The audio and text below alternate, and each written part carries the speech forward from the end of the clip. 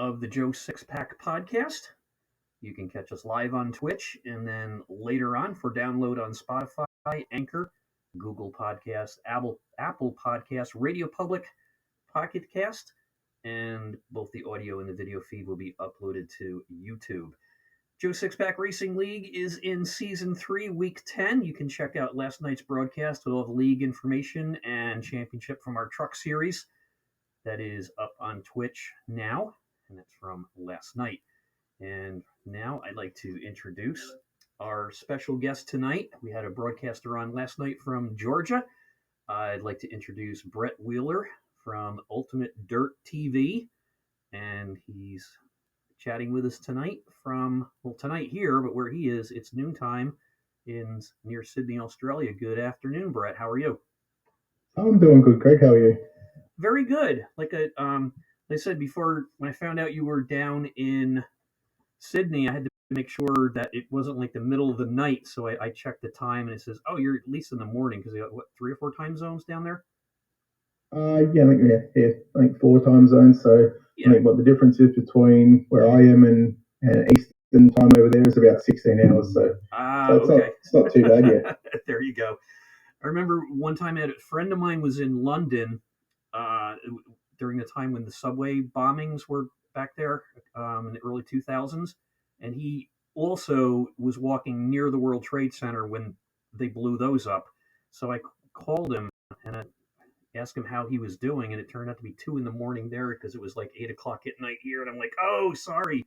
So you tell me a little bit about Ultimate Dirt TV. What is it? What do you do? And how did you get 18,000 followers? I know a lot of people are going to want to know that.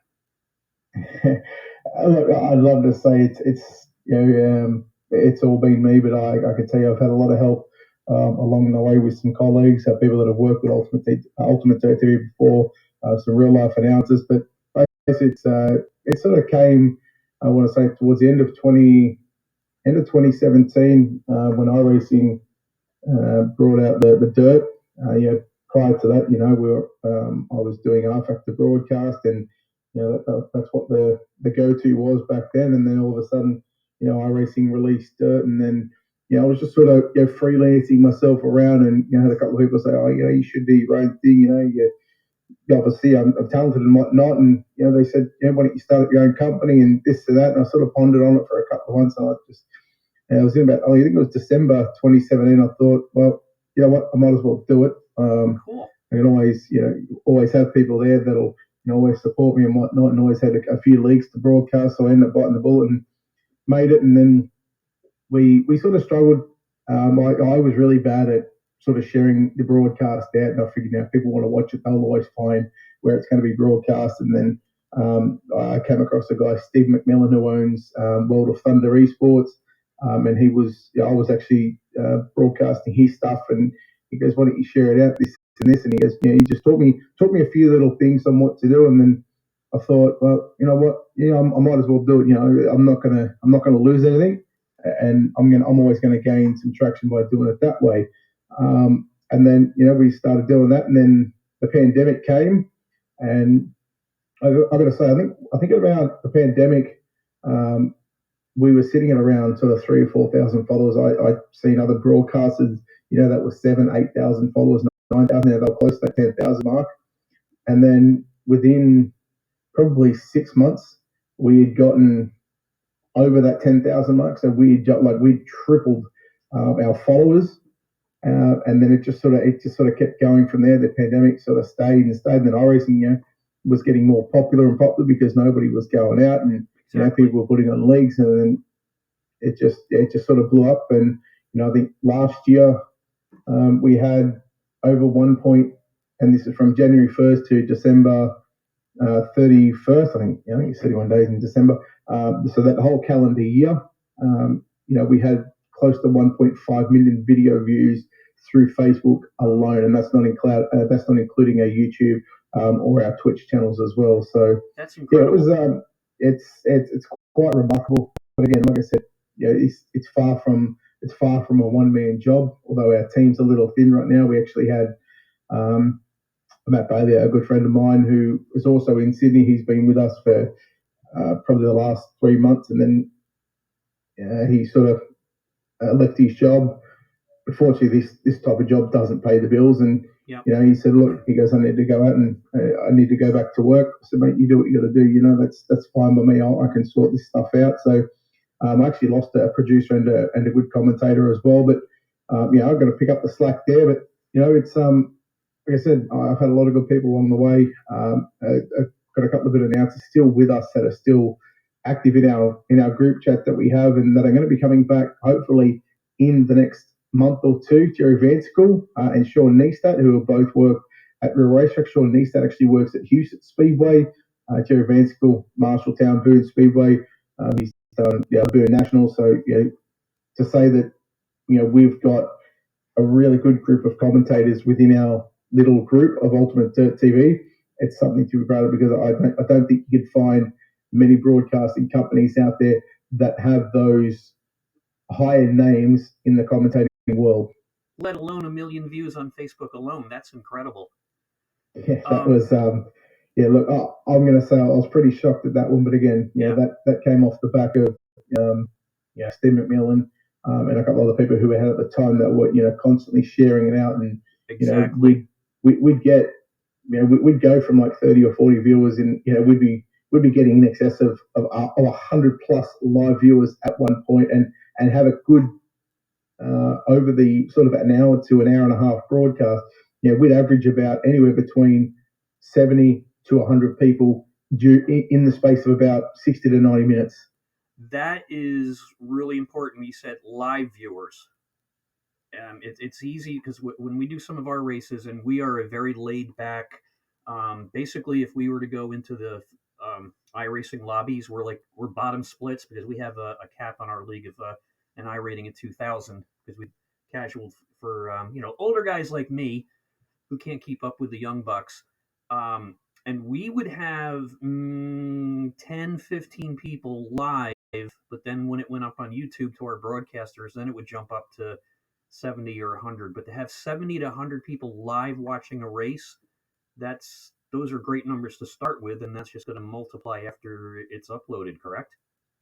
Yes, yeah, it does. Wow. Especially like when I do a broadcast for a couple of Australian leagues. Yep. Obviously, it's early. It might be like 3, 4 o'clock in the morning over in America. So by the time people get up, I've already done the broadcast. It's already shut off, and then they go back and watch it. So our broadcast during Australian time zones, they might be down on the numbers, but I mean, I can still pull in 30, 40 viewers over the live viewers, that is, over the an hour to 90-minute broadcast, because that's generally how long the dirt side of things go for. But when after that, I might be sitting at 700 or 800 views, and then you wait that 12-hour period, and you flip the time zones to where people from America, they watch it during their morning tea break, or they watch it at lunchtime, and they just sort of skip through it and just to see what's going on. And that number goes from anywhere between 800 up to like 1,200, 1,300, 1,400, 1,500. Just it all just depends on what track it's at, and how long it takes. Those are great numbers. How many different leagues do you broadcast on average, or how many races do you broadcast on average each week? I sort of slowed down the last couple of months, but if I go back to say 6 months ago, I was doing I was doing anywhere up to say 12 to 15 a week. Wow.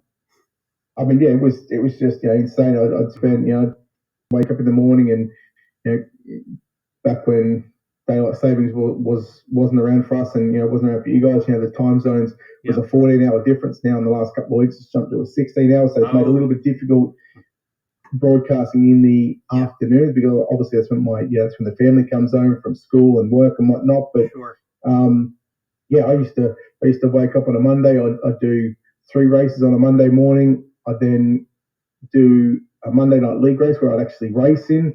I'd get up on a Tuesday. I'd do a pro series, for the World Championships on iRacing. That's another story as well. We'll hopefully touch on that. But then I'd do a broadcast after that. And then I'd wake up Wednesday, Thursday, Friday again. Do 2, sometimes 3 leagues a day, and then the Australian time zones, I'd still have that one or two broadcasts throughout the week, and that's basically taking Saturday, Sunday off my time. So I was doing, like I said, some weeks it could be up to 15, but generally between 12 and 12, 13, 14, around those numbers. That's what I was doing, week in and week out. It's got to be tempting when you have so many iRacers up here in the States that love dirt, and I know down there it's dirt and racing in general is big. You ever think of maybe trying to stay up and do it 24 hours and not sleep? Let me tell you, I can tell you, just about 4 to 6 weeks ago, I did a 24-hour stream. I was just going to play different games. I got to say the first 12 hours, and this is when Facebook cut it off. So the first 12 hours, I think had something like 60 something thousand views on it. We had close to 500 viewers, and this wasn't even playing iRacing. This was playing American Truck Simulator. Thankfully, I had a couple of guys that were sort of splitting up the 24 hours, so I was never alone during that 24-hour period. But it was possibly the most stupidest thing I've ever done. I will never ever do it again unless it's raising money for a good cause, and that's what I was actually doing it for. I had a couple of league races that raced with World of Thunder, who against Steve McMillan owns that, who happens to be basically my right-hand man here at Ultimate Dirt TV. He's helped me with a lot of things, including producing, commentating, and he does his own stuff as well under the UDTV banner. Mm-hmm. We were raising money for Zach McSwain and BJ Duval, who had lost their fathers recently, and we ended up raising $500 just through that 24-hour stream alone. Okay. Plus, Steve put on a charity race as well. I think in total we'd raised, between the pair of us and some other people that had donated, we'd raised like nearly $2,500. So that was pretty cool. Yeah, that's what I'm finding. I had some guys on here from Lone Star Racing League out of Texas, and they're doing their second annual Toys for Tots, and I think it's their third charity race that they've done. They did one for a 9-year-old kid with cancer. I think they raised, I want to say, a couple $1,000 there and a couple thousand last year, and their race is already sold out this year, and it's not until the end of November, and they were on the show here like 2 weeks ago. And some guys are the charity races that people are putting on. They're getting some big bucks and good stuff. I laughed when you said you were never going to do it again, do something like that again. My son, when he was 17, he came downstairs and did iRacing for 36 hours nonstop. He got done with it and he said, "Well, that's the stupidest thing I've ever done." So. I'm starting to be on iRacing now for 3 hours a day, like trying to race. I actually, I'm obviously a big dirt fan. I've always stayed away from the asphalt or the road, even rallycross. But I've got to say, my last sort of 4 to 6 weeks, I've actually done more rallycross races than what I've done in the past 3 seasons of dirt oval. Wow. So I was really impressed when iRacing came out with the dirt tracks. I'm not a big dirt fan. We'll go to dirt tracks around here. As a matter of fact, during the lockdown, our governor here locked us down, closed all the tracks, and we had to go to New Hampshire 5 hours away or up to Vermont to go dirt racing or watch dirt racing. So that's what we did. We did continuous road trips because we were locked down. You couldn't even, you had to have permission to take a pee with this guy Cuomo when he was in office. That's how bad it was. But COVID was pretty bad around here. And I saw what iRacing did. I got to say, that is a technical marvel. The way the track changes during a race like it does on real dirt. Since you're a big dirt guy, what's your impression of iRacing dirt? As far as the track textures and how it slickens off, throughout the course of the race, I think it's really cool. Mm-hmm. I do think there are some ththings they could work on, regards to how the cars react and whatnot. And then obviously getting to the technical side of things, regarding, I'll use shocks as an example. Now, I've never been a big believer, or I've never been a big sort of mechanically minded when it comes to setting up a real race car, even setting up a car here on iRacing. I've always had that help in pushing me to the limit and just saying and just asking the little questions. Regarding that, I've heard a number of high profile drivers that run out in the real world, um, say that it's completely backwards in how their shocks and stuff work. So got it. I kind of have to take their word for it because again, I've never been that mechanically minded. Same here. Even jumping in a real race car. I was always the one that turned up, unloaded it, loaded it back on, put the fuel in, did the stagger, put the air pressures in. When it comes to setting it up and everything like that, that was all done from my dad. Got it. Okay. So you have some real racing experience in your background? Yeah. My dad actually raced for probably 25 years. I didn't start until I was about 19 or 20. Um, we'd actually sort of taken a break from the speedway for a number of years, and this is when the World of Outlaws or the Outlaws came to Parramatta City Raceway. I want to say back in 2007, I think it was, or 2004. It was the sort of mid 2000s, and these lightning sprints were on the racetrack. And I said, they're pretty cool. I said, you should buy me one of them. Anyhow, obviously the incident was around at that time. Him being an older guy, didn't think nothing of it. He goes, yeah, go out and find one and I'll buy it for you. Lo and behold, 24 hours later, I said, here you go, Dad, here's one. And I kind of, not forced him, but I kind of suckered him into buying me a lightning sprint. And we went lightning sprint racing for, I want to say 3 or 4 years. Then we we got a sprint car. We did that for a couple of years, and then I went sort of street stock racing. Then we had some V6 wingless racing, and that was like I said, I kind of had to stop that due to the injury that I'd sustained sort of at the end of 2012, and probably about in the middle of 2013 was probably my last race in a real race car. So you had him buy you a sprint car, probably the craziest car you could ever go out and race. Now, are the sprint cars down there similar to the ones up here where basically you're sitting and you look right down and see the ground through the bottom of the car? Yeah. Yep, there is. Yeah. But obviously, there's a floor pan that obviously you put your feet on so your feet aren't touching the clay and the ground and whatnot. Yep. But yeah, that's exactly the same.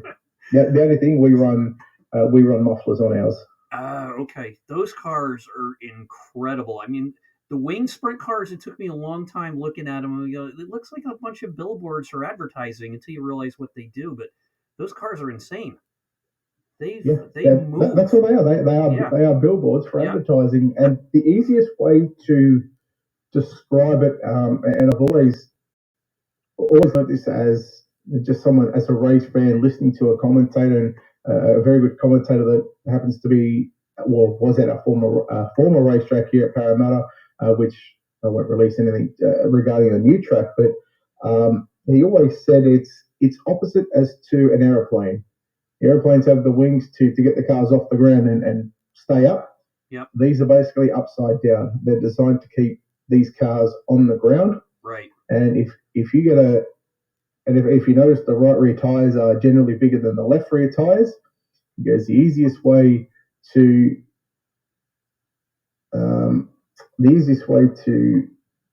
basically give an idea on how a sprint car works or why they run the bigger tire on the right rear. You get a plastic cup, put the bottom of the cup on the left side, and put the opening where you take the drink out of on the right side, and push it, and that's how they get around. Got it. Yeah, that makes sense. Yeah, makes them turn left easier. But they're just insane to watch, and they're so much fun to drive on iRacing. They're incredible. I just love it when you're driving around and you get all the dirt on your windshield, and then you can't see that. That's a trick. So I see you've done some live broadcasting as well. Yeah. Actually, I done some live commentating. Actually, commentating came about back from R Factor. I have a good friend, Tyler Burnett, who's actually done the USAC sprints. He's actually worked with MRN. Now he's actually working with Flow Racing. No kidding. He came to me one that's day and cool. said, "Hey, I'm doing a broadcast. I'm doing some commentating on R Factor." He goes, "Do you know anyone that would be interested in doing it?" And I've always done it at home, and if if I was playing like the World of Outlaws 2002, whether Yeah. it was on the computer or the PlayStation, I would always just commentate the races that I was in. Yeah. And I said, "Yeah." I said, "Look," I said, "I'll give it a go with you." And then one thing led to another, and we ended up doing one league race on R Factor, which was about 6 or 8 weeks, and that sort of gained traction. And then people were starting to do money races on R Factor. And lo and behold, next thing you know, we've got people that are wanting to pay us to do these live broadcasts because they'd seen what Tyler and I and Keith Fitzgerald, who was our producer, they were seeing what we were putting out there on R Factor. And there's actually, if you go onto YouTube and you type up R Factor World Finals promo, Okay. you can just see there. I think there's about a minute 20-second clip. You can see how this all took off. There was one ending with late models, and I got to tell you, if you're going to listen to it, please turn the volume down. I get kind of excited. It's a finish between Caleb McLaughlin, who runs I don't know if he runs a hobby stock or a street stock, but he races over in America. He's actually racing with Ricky Thornton Jr. Now, people in America should know who that is if they're into modifieds or if they're into late models. He's pretty handy over there. But we've also had the likes of Logan Seavey, Kyle Larson, Rico Abreu, Christopher Bell, Chase Briscoe, Tyler Thomas, Andrew Fuck. I mean, there's just so many people now. Like Aaron Wright, who used to race on our factor. There's so many big names that you see racing in the real world over there that have done R Factor, and this was going back close to 10 years ago. And Tyler and I just sort of worked together, and then like I said, people just started paying us money. Like, here, we need you on this date, we need you on this day. And they were doing 2, 3, 4 day shows, and it really took off, and that's how I got sort of into the commentating online side of things. And then it was I think it was about a year later, 2013, maybe 2014. There was a country track which is about 4.5 hours away. They were having sprint cars up there, and I messaged the owner and I said, "Hey," "I'm interested in doing some commentating." I said, "Most of the guys, I know due to them racing at our local track." I said, "I'd be keen to do some commentating." I said, "If you're interested, let me know. I can give you some demos and whatnot." We went back and forth for about a week. And now she comes back to me and she goes, "Yeah," she goes, "Come on up." And I actually got my first start at Dubbo Speedway. And that just sort of continued on from there.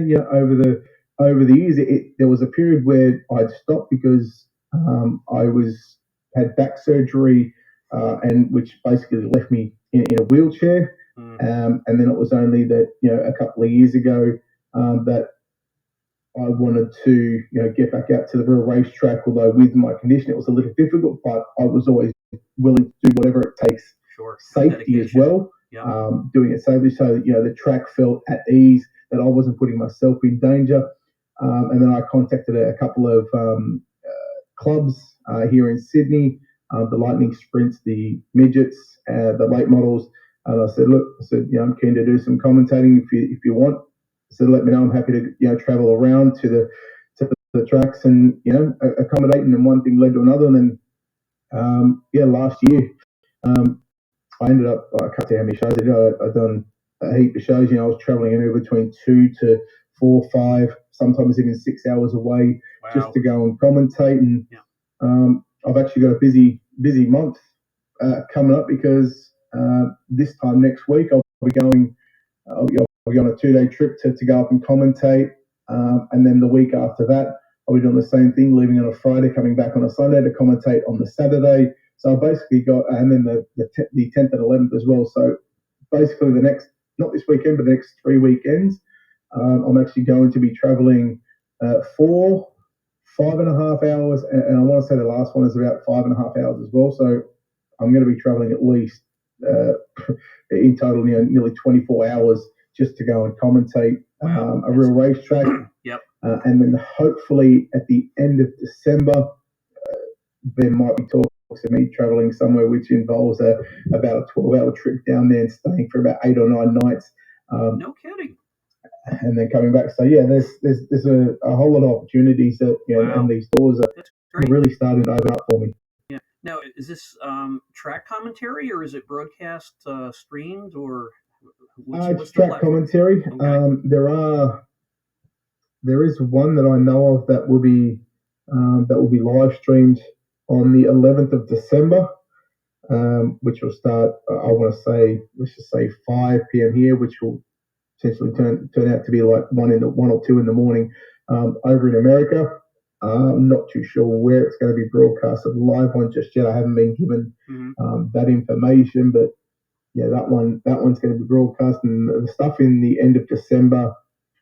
I'm not too sure. Again, I want to say maybe 1 or 2 nights will be broadcasted, but that's meant to be like 6 or 7 nights of racing. Cool.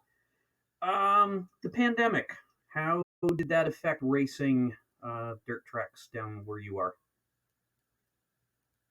Thankfully, it was getting towards the back end of our season and then our off season.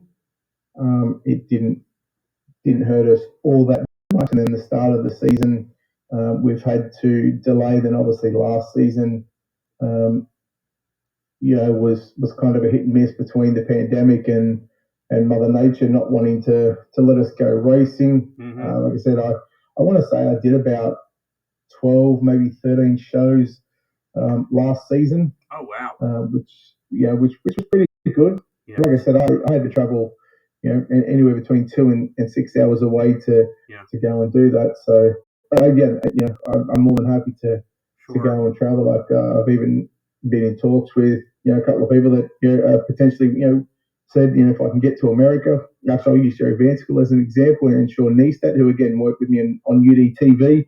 They've always said that if I ever get the chance to go over to America, that they will happily bring me along to their racetracks and give me a microphone. We've always worked well online, and I've always considered them very good mates. So yeah.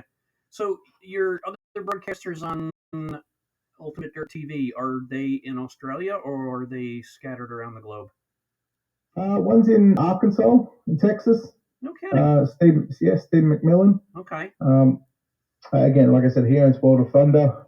He does, I think, 1 or 2 shows for the week. Obviously, he works some crazy stupid hours during the week, and then he comes home, and then he's got to look after his dad.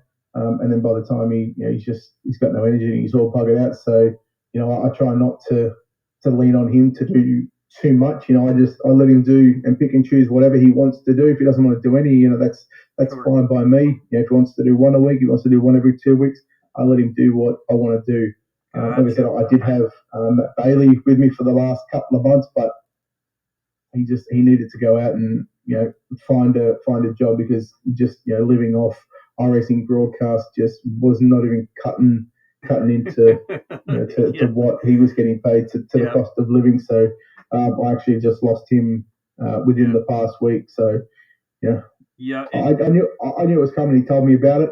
I just said, look, just give me a heads up once you know, and so we'll work around it. So got to do what you got to do.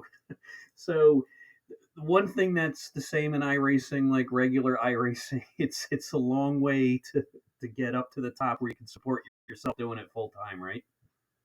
Oh, absolutely. I mean, if you can do broadcast on iRacing, you can be the number one broadcaster. You could be a medium tier broadcaster. I don't really. I try not to get involved in all the politics on iRacing between broadcasters. I just go about, do my thing. People want to come to me, I'll give them a quote. If they want to use me, they use me, and if they say, well, this person's cheap, I say, well, if they're cheaper, just go use them.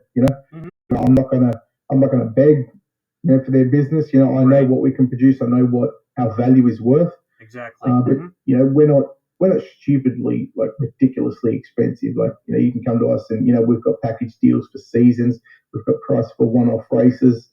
It's just it's affordable, but unfortunately, it's just pocket money at the end of the day. It's game money. It's buying a new track. It's just if I want a new game to play, not that's not iRacing. that might be on Steam or something, or one of the Mm-hmm. other platforms, that's where that money goes. Or if I need it to, to pay a bill here or there, I'll just take that Yeah. money out.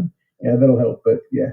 Yeah, because I'm amazed at how inexpensive some of the really good broadcasters are. I think we pay our guy, oh, I want to say it's $25 US for one broadcaster for an hour with 5 minute pre race commentary and 5 minute interviews. After that, you want a second broadcaster, it's only another $6. And it's it's so cheap for the quality that you get because these broadcasts are incredible. These guys do. We worked with two different ones this year, and I'm watching the replay, and it's like as soon as the wreck happens, within half a second, oh, here's the replay on the wreck, and I'm like, how did you get that so quick? It's amazing. The most expensive ones that I found, and even then for quality broadcasting, as compared if you have like do a radio show or rent TV time, the most expensive ones I found were like $150 for a race, which is still for quality broadcasting incredible value, but kind of expensive for a single league owner to shell out. So it's just amazing how inexpensive it is. Now, as far as other revenue sources, with a million views and you're on YouTube and Twitch, do you get any ad revenue from those platforms? We do, but it's not a lot. Yeah. Like I can't tell you the last time I've actually had a payout from YouTube. I think I'll use the last month alone for Facebook. I think we had about, I want to say, $48 in ad revenue. Okay. So Yeah. I mean, it's not all that much, Yeah. but I mean, at the end of the day, but plus you get the people that might send like 100 or 200 stars. You get the people that Hmm. just go crazy, and well, not quite crazy. They might send like 1,500 stars, which is $15, and that just basically just goes back to it basically, so it won't go to our pockets. It'll actually go towards paying for the timing software, paying for any upgrades like intro videos, Yeah. outro videos, replay videos, and whatnot. So Okay.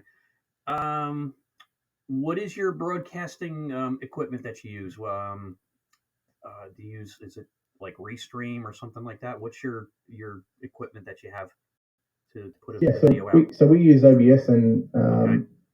then we go live through Restream, which just enables us to. I think I pay. I want to say like $20 or $26 a month, whatever it is. Yeah. That goes through to Facebook, YouTube, and Twitch. Goes through all three networks at the same time. Ah, okay. And again, I try and pay for, between me and Steve. I try and pay for both Restream's account. I think most of the last couple of months, Steve's paid for it, but we have paid for other broadcasters. Yeah. Cool. Yeah, I do the podcast here on Twitch Studio, which for a non-techie like me is a godsend because it's just so easy to use. And for first time then I started uploading the audio to Anchor FM and put it out to Spotify and all the other podcasters. And I did it the first way, like I was in back in elementary school. I put the mic next to the speaker and just played the podcast, and then uploaded that. And then I'm playing around on Twitch TV, and I'm saying, "Oh, what does this button do?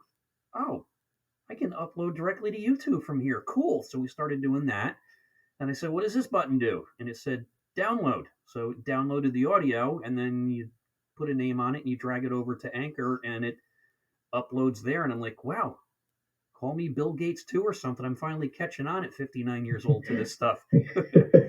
But what was really cool about it, and like I said, the podcast started out last year just as for something for me that did talk radio for 6 years and a little bit of television, just for something to do for our league so that everybody could hop on during the week and they could see the points because some of our racers aren't on Facebook, but they have Discord and Twitch and stuff. So, and I would go over the league rules and stuff. So then I started interviewing people, and like I said, we would have maybe 10 or 15, 20 or 30 people during the week would watch the Twitch podcast. And then I started doing the interviews. And like I said, regular promoting, getting it out there, sharing the links, and not spamming the iRacing pages on Facebook, hopefully. And then I did one, and all of a sudden there's 80 viewers that week. I'm like, oh, let me get this up on YouTube. And because with Twitch, when you put this thing up there on Twitch, it stays live for 2 weeks unless you archive it or something. I don't bother with that; it disappears. So got it up on YouTube, and we're starting to get a little bit of activity there. But the downloads on the older podcasts on audio that are on the podcasting platforms, we had like between there and Twitch this week, like 500 downloads and views, and it's like, wow, that's incredible because you're doing a podcast on iRacing video racing. It's not necessarily Fortnite. It's a real narrow niche. So I'm happy to see 50, 60 viewers a week. It's just fun. It's more of an ego tease, to say, hey, maybe I can get 60 next week. But it is a lot of fun. What else? Oh, scrolling through your Facebook page, your new track you're building in Sydney. Tell me some stuff about that. That thing looks pretty cool. Yeah, it was meant to be already up and running, but obviously with our past sort of 4 or 5, 6 months with COVID and our numbers sort of getting high without the vaccine. Yep. It sort of put a halt to proceedings, which I think I want to say they're looking at middle of January. Okay. So we're still probably a couple of months away on that one just yet. I'm actually really looking forward to it. I think it is going to be an upgrade to what we had. Obviously, our old Parramatta Speedway, Valvoline Raceway. So many names you can go by. That was around for 1970, I think it was, for 40 or 50 years, about 40 or 50 years, something like that. It was around, and the government wanted somewhere to park the trains and whatnot, and they was to figure that was a good place to put it, and we'd stop basically once we heard the news. Basically, racing just, I want to say, near stopped immediately on that one, and then they said they were going to build us a new one. So this has been a couple of years in the making, but I'm actually looking forward to just getting back out there and. Oh yeah. I mean, it's good for me because it's literally 10 minutes down the road from me. Oh, no kidding! It's and it looks, it's going to be really cool. It looks like they put it in a place where there's not too many residential homes around for people to complain about. Is that also a drag strip they're putting in too? The drag strip's already there. Drag strip's been there for a number of years. Okay. Over in Perth in Western Australia, they've got the Perth Motorplex, which has a drag strip and a speedway as well. They've made it work. There were obviously, some commotion and whatnot about the dust going onto the drag strip. But as far as my understanding, there is going to be a way around that where the drag strip and the speedway won't be allowed to operate at the same time. That makes sense. Again, I try not to read into all that political stuff, but I just want to get back to watching races as a race fan. If I get the chance to be on the mic, whether it's down in the pits or whatever, I just want to get back to a local speedway. Not to say that I'm ungrateful to the country tracks, because the country tracks are basically what has been keeping our sport going for the past couple of years. More so with no one being able to get any regular racing down here in Sydney. Yeah. And again, I'm very thankful to those country tracks and clubs because they've allowed me to continue what I love to do, and that's commentating a race. Yeah. How big a track is that going to be? The one that you expect will be open in January? I think it's going to be similar to what we had at Valvoline Raceway. I think it's going to be around the 450 metre mark. Okay. Looks like they're putting in pretty significant grandstands and seating there too. Yeah, it actually looks, from when they released some images of what it should look like, it's basically going to be, and the owners have said this, that it's basically going to be a 5-star facility. So it looks like it's going to be. Yeah. It's looking that way. Yeah, it looks pretty impressive now. It looks like some luxury boxes and plenty of room for broadcasting and team owners way up over top of the track there. It looks like that's pretty cool. So we are talking before you went on the air that you're um, kind of permanently in a wheelchair now, and I see that you're able to race on iRacing. And tell me about Yeah, your yeah. setup there. So just like I hurt my back at the end of 2012, and then 2016 I went in for back surgery and basically come out and I was numb from the chest down. So um, what I do is I'm basically in a wheelchair for the majority of the time, unless I obviously I'm in bed.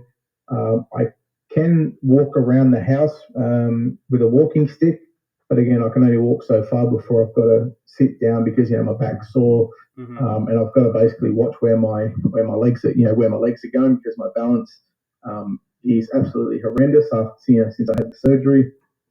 Now I had a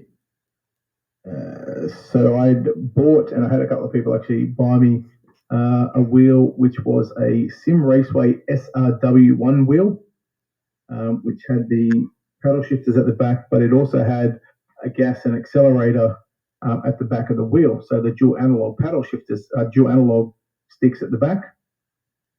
And they're only sort of plastic, so that we just bolted those onto a Logitech G27 base.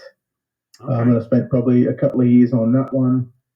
And then I did some digging around and I found Fanatec had a McLaren GT3 rim, which is the same thing. It's got the dual analog sticks, dual analog paddles at the back. You got the top two, which are for shifting, and then you've got the bottom two, one on the left, one on the right for accelerating them and for braking. Oh, cool. So I ended up buying. I bought the Fanatec McLaren, the wheelbase, just the standard version one of it, and then I still got the McLaren GT3 wheel. Now I've actually got two of them, but because I was always taking my wheel on and off, between broadcasts. I take the wheel off the base itself, but leave the base on my desk. I was breaking the pins inside the back of the wheel. Which was causing me to basically only get like 3/4 throttle. And on dirt, that's not good unless you're on a slick racetrack. If you're on a tacky racetrack, you want to be full throttle. Yep. So I spent, and then I just thought, well, you know what? Rather than keep taking it off, I'll just take the whole wheel off. Including the base, leave the wheel on. And then like I said, I spent probably a couple of years on that one, and then I had a Pro Series come round, and I had a guy that was helped me do the setups and a good friend.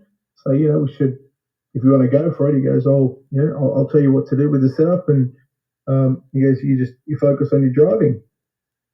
So we ended up making the World Championships last season. No kidding.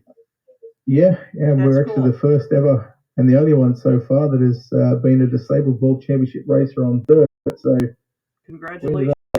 That's great news. Thanks. We ended up doing the whole season. Obviously, it's tough because you got 34 other drivers that are capable of using their feet, and I'm the only one that's using paddles at the back of the wheel. Not to say that that's an excuse, but it's certainly a little bit of a disadvantage. Yep. But I mean, at the end of the day, I was good enough to make the series, and to say that one of only, I want to say 100, maybe 200 people that have held that license across all of dirt, and there's been obviously thousands and thousands that have tried. We ended up doing the season. I think we made, I want to say, 3 A mains in the series, and I mean they're probably my 3 worst tracks, which is just which blow me away because they're 3 tracks that I would never thought that I would have made the A mains and whatnot, and we ended up doing the whole pro series together. And I've always said that and I'll happily mention him, Steve Cass. He was like I said, he was the setup guy. He was always the one to say, it looks like your car's doing this, and I'd give him feedback, and I'm like, no, it's doing this, it's doing that, and you go, okay, do this, put click up on the sharp and whatnot, or take some stagger out. And I've always got to say, he was the reason why I made the Pro Series. He was the reason why I was able to have that black strip, on the license. Right, but you still had to drive the car. Yeah, I did, but yep. Look, I got to say that was 30% of the job. Well, it takes two. It takes two to equal 100% there. I got to say that's quite the accomplishment. That's really inspiring. So if anybody out there that wants to get in touch with you on the other side of the planet down there, that's the other cool thing is here it is. I'm sitting in New York. It's 8:45 p.m. So it's got to be close to 1 o'clock in the afternoon where you are tomorrow. Yep, correct. 12:45 on Friday. And there's no cell phone company that's charging us roaming charges to do this. That's the cool thing. That's it's always been the beauty. Before Discord, we were using programs. Even on R Factor, we were using programs called TeamSpeak. Mm-hmm. TeamSpeak, yep. TeamSpeak 3, and then if you want to go back a little further, there was a thing called Mumble as well. Mm-hmm. Which that might be showing just how much I've been around and been around on the computer for a long time. Been around sim racing, but it was mainly TeamSpeak. But a lot of the times now it's just come to Discord, and that's the beauty of it as well is that when I do a broadcast, if my broadcasters say they don't have the truck or they don't want to load up racing, all I have to do is I can just share my screen in Discord and they can see what's being put out to the live stream as well. There you go. Discord is great. We have a lot of fun with that, and we have one of our teams in the league, and these guys just show you the value of teamwork, even with a bunch of guys with I ratings. Our average strength of field in our league is like 12 or 1300, but we don't care. We have fun, and we have a blast racing. And there's four guys who got together and they practice during the week. They practice pit strategies. They're talking to each other during the race. Hey, get up here. I need some help. I'm going to be pitting next lap. I need someone to draft with. And even in a laid back league, which is basically a beer league, for lack of a better term, these four guys are up in the top 10 every race because they're talking to them amongst themselves on Discord. And I have a hard enough time listening to the spotter, let alone try to talk to my teammates on Discord during the race. So the teamwork is just incredible, and Discord's been great for that. And basically, that's how the audio is going out over Twitch right now. Is we're in a channel on my Discord, and I've got the monitor speaker right next to the microphone picking it up, and does a good job. There's no feedback, and saves me money on getting mixers and audio interfaces, which I probably wouldn't know how to use anyway. I remember the first time I walked into the talk radio studio back in the early 2000s when I started doing that. I'm looking at the mixing board and I'm like,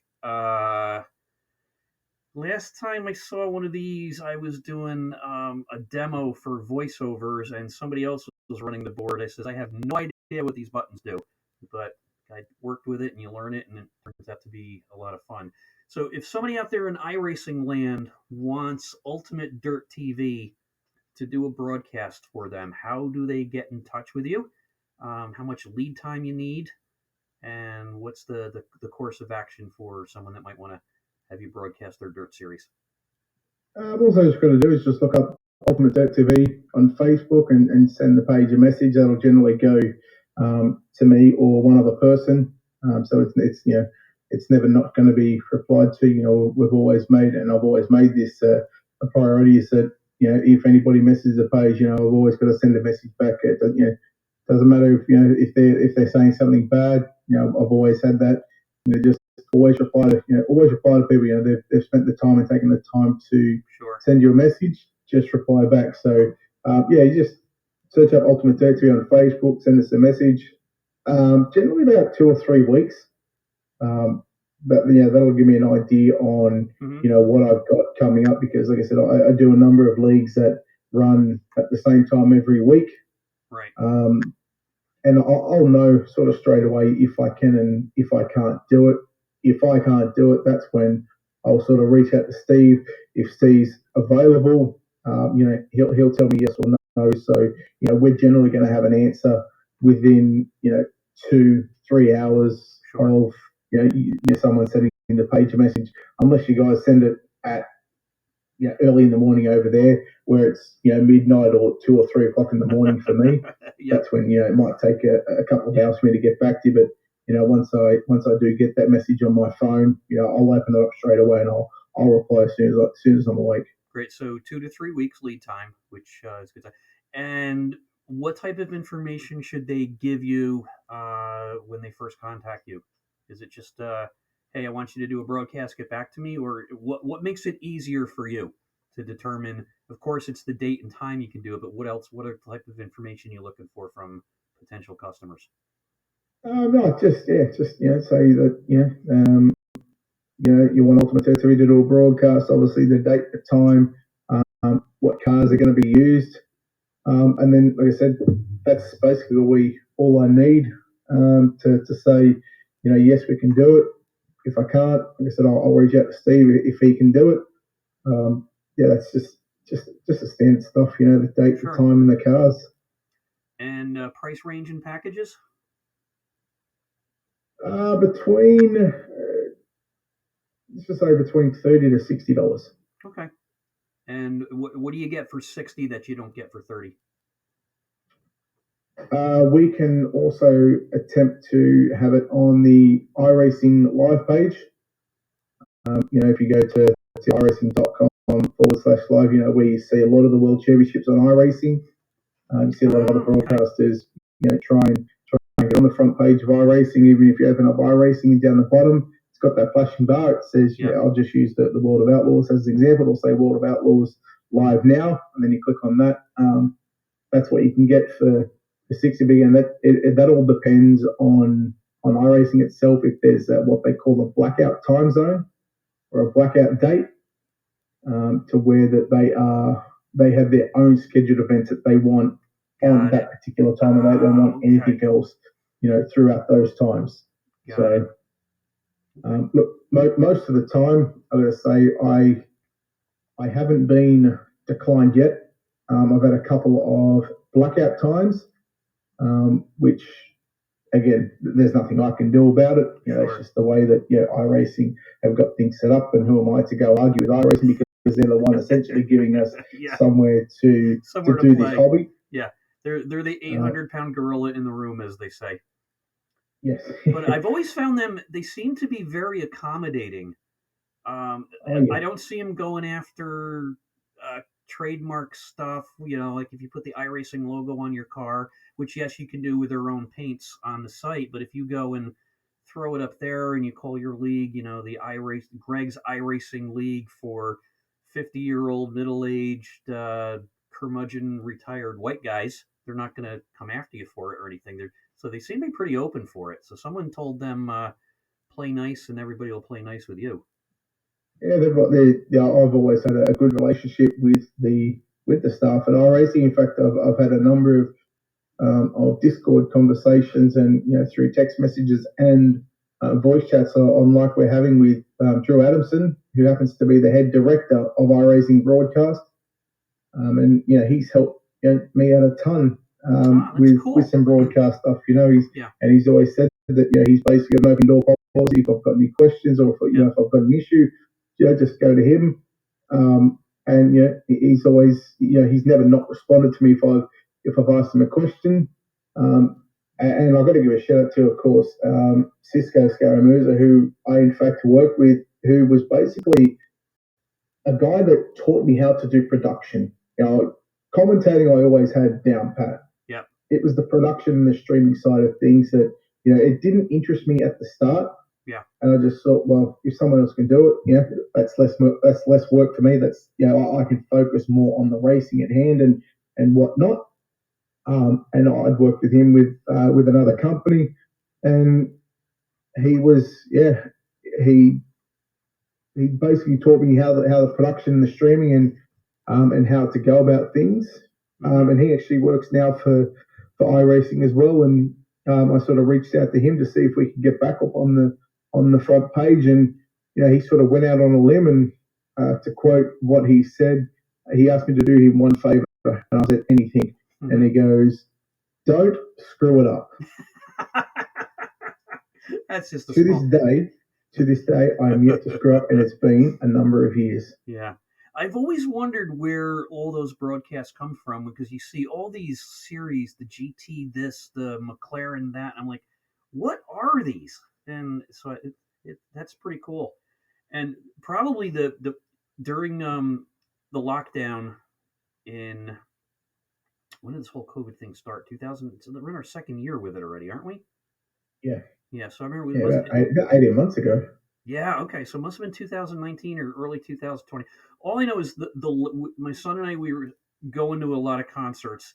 He asked me, he goes, "What was so great about the music in the 80s?" Because that's when I went from a teenager to early 20s was in late 70s and the 80s. And I said, "Oh my gosh, the 80s around here were great. Gas was like $1.25 a gallon. You could buy a brand new Camaro for $7,000 or $8,000 if you had a job. You could have a full time job selling shoes at Kmart if they had a shoe department, and you could afford a house and a vacation and all that stuff." And I said, and the music was great. And I said, you could go out to a nightclub, not in New York City, but where we lived upstate in the in the Hudson Valley, just south of Albany, New York. If you went out and you spent $20 on a Saturday night, you had a really, really good time. Now you go out and you have 3 beers at a bar and it's $20. So he started listening to the music and he says, "Hey, these bands are still playing." And he says, "I don't want to go to concerts. I'm too old for that crap." So yeah, in the last 4 years, we've probably been to 30 or 40 concerts. And the last concert I saw before the lockdown was my favorite singer from my favorite band, Supertramp, was Roger Hodgson over at a Native American casino in Connecticut, and we bought backstage passes. And I remember everybody was just starting to get a little nervous about it, but even the UN said, it's nothing to worry about. It's going to be gone in a month. The governor of New York said the same thing. Just wash your hands and, treat it like a cold. And I remember before we went back to meet him, the security guard coming around with a hand sanitizer, and it was like sticking your hand in a bowl of Jello. That's how much he put on there, and then it just shut right down. So he got me going to all the concerts and stuff, and just having a really good time with it. And he got me into racing, so we go to a lot of the dirt tracks and such. So look you up on Facebook if they want to get in touch with you. And are you on? You're on YouTube. We're on YouTube. You're on we're Twitch. on Twitch as well. Okay. But the best we do way. We do have Twitter and Instagram, but I'm pretty old school as well. Although I'm only 34. Yeah. But I just stick to Facebook because that's what I've known since Exactly. I've joined. I've joined Facebook. So look, to me, if it ain't broke, don't fix it. At the moment, it's working. Yeah. And just to sort of toot the horn here of what UDTV has been able to accomplish in the last 2 years, from January 1st to this current date, we are nearing 4 million views on Facebook. Oh, that's incredible. And everybody says all the old farts are using Facebook. Well, I'm getting to be an old fart. I'm not sure about you, but anyway, that's what I do for my garden design business too. I do everything, most of my marketing on Facebook.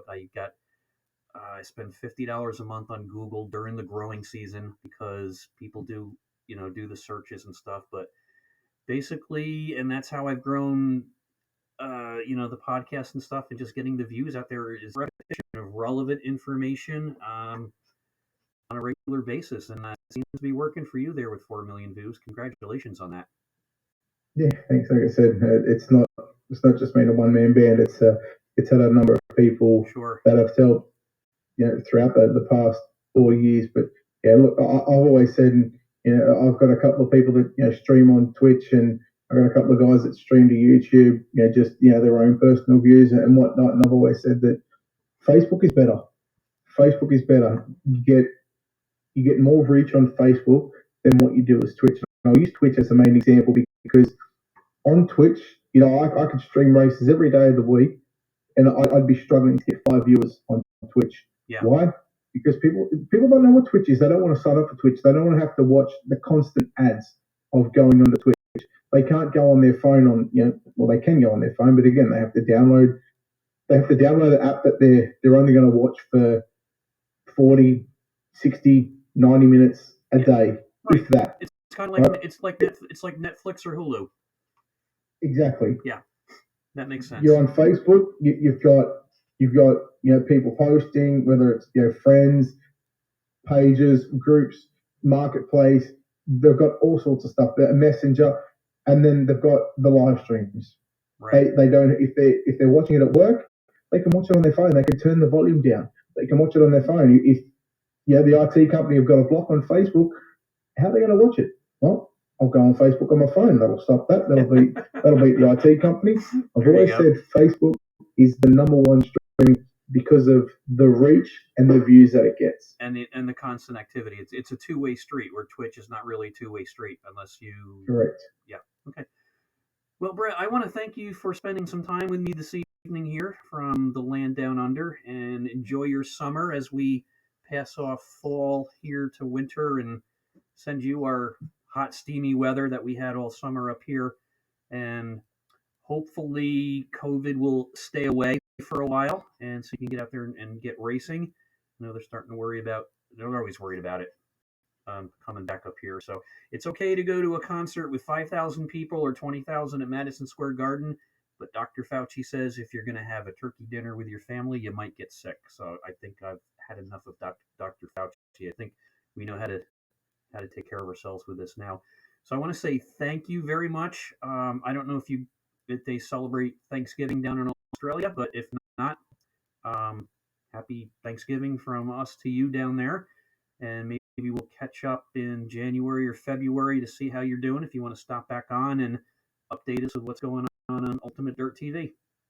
Yeah, absolutely. Thanks for having me. You're welcome. It's get ready. I got to get ready for a broadcast in about an hour's time. So happy days. Oh, perfect timing. Thank you very much. We'll talk to you again soon. No worries. Thank you, Greg. Yep. Good night. That was a very good conversation with Brett Wheeler from Ultimate Dirt TV. 18,000 followers on Facebook, and he's got some announcers scattered all over the United States and down there in Australia, and he's looking like heading out on the road to do some track broadcasting and announcing there. So if you want to get in touch with Brett Wheeler from Ultimate Dirt TV, very simply go to Facebook, look up the Ultimate Dirt TV page, send him a message, a little pop-up screen will come up and ask you a couple questions. Leave your name and information, and like you said, a 2 to 3 week lead time. If you're having a race, it better not be this weekend because he may not be able to accommodate you. So he's obviously pretty busy there. And it's also doing yourself a favor too. The more time, the more information you can get to the broadcasters, the better job they can do and come prepared and show up. And if it's their first time, you won't even know it's the first time if the information that you provide them lets them know so they can prepare a good show for you. Brett Wheeler, Ultimate Dirt TV, was our guest tonight. If you tuned in the middle of it or you missed it, it'll be up on Twitch for the next 2 weeks. I'll be uploading the audio to Anchor, and then it'll go to Spotify and all the podcast platforms. We're on 7 of them. And we'll also be uploading the audio and video to YouTube in a couple days. So thanks again to Brett Wheeler for coming on tonight. And there's a couple of logos there and everything that he's on his site for the races that they do there. Also, Lone Star Racing is doing their second annual race for top charity race. Now there's no spots left in the race. It's all filled. I'm sure they'll be happy to take a donation, and you can go on their Discord and vote for the coolest paint scheme, Christmas themed paint scheme on the cars. There's a lot of Grinches on there. That's my favorite Christmas character. And also the raffle for $10 put you in a drawing to win a rig to set up your iRacing equipment on. The Joe Sixpack Podcast, the Joe Sixpack Racing League. There's 5 other plaques for winner, the Lucky 13. We've got a bunch of different plaques for Lucky 13 coming 13th place, for the biggest donation, etc. We're happy to sponsor that. And the race is full. I'm sure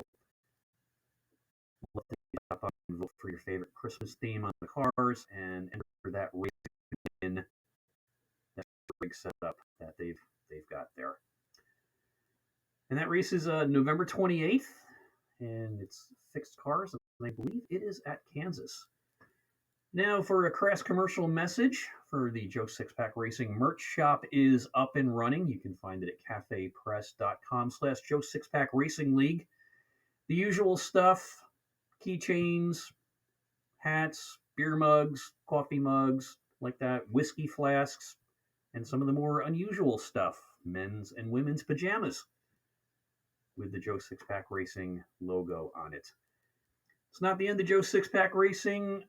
We will be at our practice tonight for Talladega. There'll be a full practice race tomorrow for Talladega, final practice session Saturday, and then our race on Sunday, which will be broadcast on PTM Racing TV, Pedal to the Metal. They will be our broadcaster for Season 4 on our Cup League. We're picking up the rest of our season as well. We will be back Sunday night at 6:30 with a special edition of the Joe Sixpack Podcast with Joe White. He's the owner and admin of Sim Racing Broadcasters and Fans, and he's also got a bunch of other stuff going on. So we had to do a special edition this coming Sunday night at 6:30 live here on Twitch and uploaded for download later on all those great podcasting platforms. I'd also like to do a shout out for DTL Customs Design and Graphics. That's Dave Lomata, one of our admins in the Joe Sixpack Racing League. He does all our promotional posters. Super job on that. He does paint schemes for drivers, and you can find him on Instagram, DTL Customs. Joe Sixpack Podcast, the official voice of the Joe Sixpack Racing League. And when we're not talking about the league, we're doing the faces behind the races. If you want to get on the podcast, shoot me a message on Facebook, Greg Draiss, or you can go to the Joe Sixpack Racing page. Send us a message there. If you're a league admin, a broadcaster, a race controller, you got a story to tell, we want to hear it, and we'll be glad to get you on. We're booked up with guests on Wednesdays and one other night through the end of the year, but we'll come on and do them 3 nights a week because I just love doing this. So we'll see you again, and thanks one more time to Brett Wheeler for being on here from Ultimate Dirt TV, and we will see you on the track. Good night.